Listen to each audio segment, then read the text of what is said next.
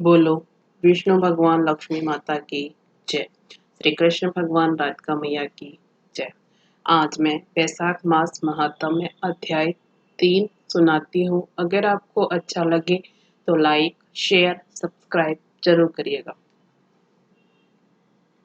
नारद जी बोले, हे राजन, जो मनुष्य वैशाख मास में श्रेष्ठ ब्राह्मण को तथा धूप से थके हुए ब्राह्मणों को सुंदर श्रमनाशक पलंग या शैया दान करे, वह उस पर सुलाकर ठंडी ठंडी हवा करे तो संपूर्ण धर्मों के साधन से उसका शरीर निरोग तथा कुंदन सा हो जाता है तथा सब पाप ताप शांत हो जाते हैं। उसे संसार के जन्म मरण और वृद्धावस्था के कष्ट नहीं भोगने पड़ते। जीवन भर के अनजाने किए हुए पाप नष्ट हो जाते हैं। इसी जन्म में सब सुख भोगने को मिलते हैं। कुल की वृद्धि होती है, बड़ी आयु होती है, यश और धैर्य मिलता है। उस धर्मात्मा के कुल में 100 पीढ़ी तक कोई अधर्मी नहीं होता। जैसे अग्नि के स्पर्श से कपूर जल जाता है, वैसे ही दान देने वाला अपार फल पाता है और पृथ्वी का राज्य भोगकर अंत में योगियों को भी दुर्लभ ब्रह्म पद को पाता है। वह मनुष्य 7 जन्म तक सदा सुखी भोगी धर्मपरायण और विजयी होता है। तत्पश्चात अपने सातों कुल समेत मुक्त हो जाता है।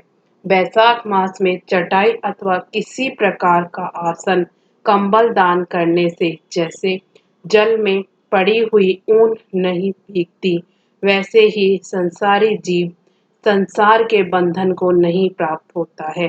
चटाई पर सुखपूर्वक निद्रा आने से दुख और परिश्रम दूर हो जाता है। अतः इसका दान करने से अकाल मृत्यु से छूटकर 100 वर्ष तक जीवित रहता है और निसंदेह मुक्ति को प्राप्त होता है। जो मनुष्य धूप से व्याकुल ब्राह्मण को पतला वस्त्र देता है, उसकी पूर्ण आयु होती है और परलोक से परगति मिलती है। कपूर भीतर की गर्मी को दूर करता है, अतः कपूर दान करने से मोक्ष मिलती है और दुख का नाश होता है। जो ब्राह्मण को फूल और कुमकुम दान करे, तो सार्वभौम राजा हो और सब प्राणी उसकी आज्ञा में रहे, वह पुत्र तथा पौत्रों से युक्त होकर सब भोगों को भोग मोक्ष पाता है। चंदन सेवन करने से त्वचा और हड्डी का संताप तत्काल दूर होता है। अतः जो चंदन दान करता है, वह तीनों तापों से दूर हो मोक्ष को पाता है।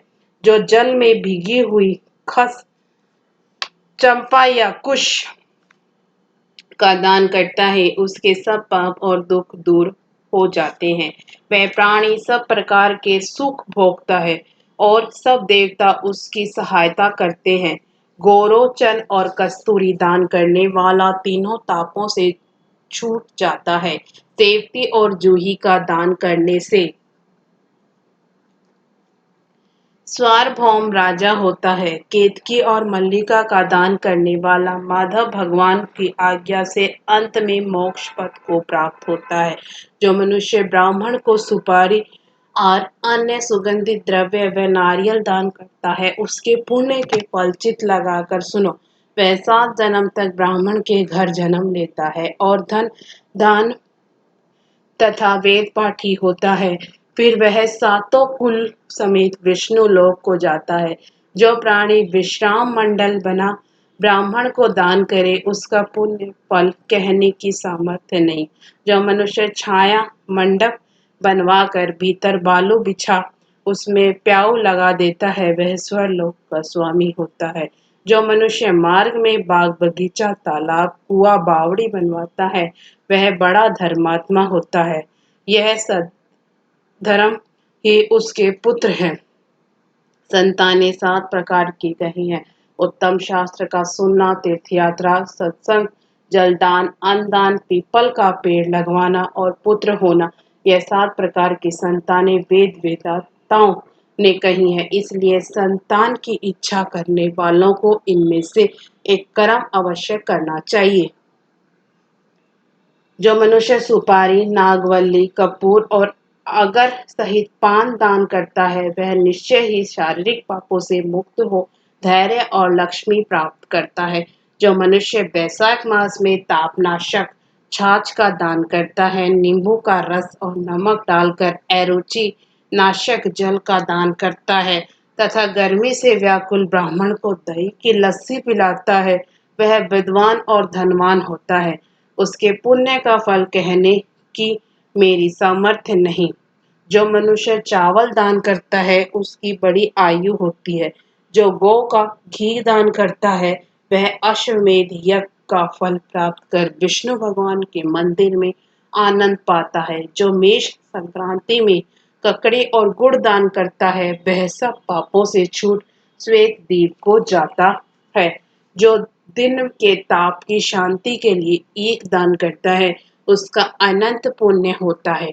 जो सायंकाल में श्रम की शांति के लिए पने का दान तथा फल का दान करता है उसके पितरों को निश्चय सुधापान मिलता है और वह सब पापों से छूट विष्णु की सायुज्यता पाता है। जो पके आम के फल और पन्ने का दान करता है उसके सब पाप निश्चय ही दूर हो जाते हैं।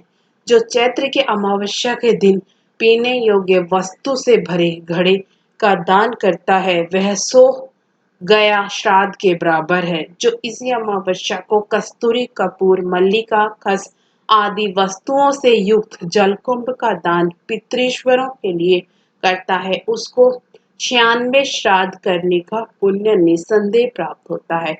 इसके साथ ही तीसरा अध्याय समाप्त हुआ।